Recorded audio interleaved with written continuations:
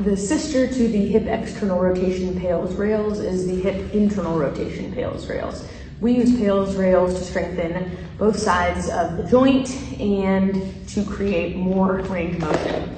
One of the critical things with Pails rails is tension. So again, we're going to use a band, and we're going to put the band around your foot. This can be a band that is not elastic, but I find I just really like having a little bit of give in the band. So depending on how much hip rotation you already have, this might look a little bit differently. The most internal rotation we can get is kicking the leg back into extension and then rotating the hip towards the ground to have as little space in here as possible.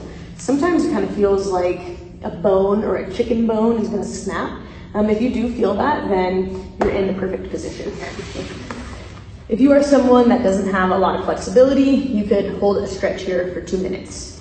If you're someone that can lift the leg so far without compensating at the back and you're super flexible, then you don't really need to hold more of a stretch. So I'm going to show you with the leg lifted most internal rotation because that'll be a good visual example, but I could also do my Pails rails with my foot touching the floor and a lot of internal rotation at the hip. But for this sake, I'm going to strap the ankle and I'm going to lift the foot up as high as I can.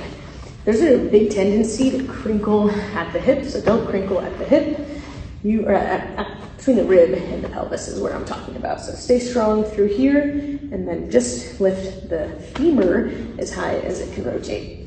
I'm going to flex the foot and push down for a slowish count of 10 seconds. 10, 9, 8, 7, 6, 5, 4, 3, 2, 1. I'm going to lift it back up all the way, let go of the strap, and try and hold it in place. You can see I get a pretty good drop there. That's because I have more range of motion than I can control.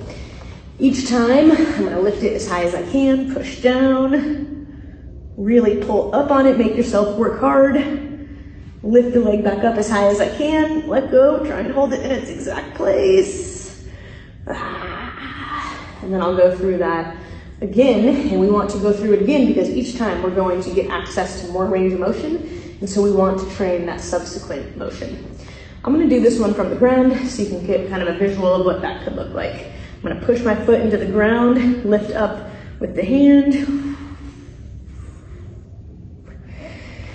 And then again, I like this version, so I'm going to lift up.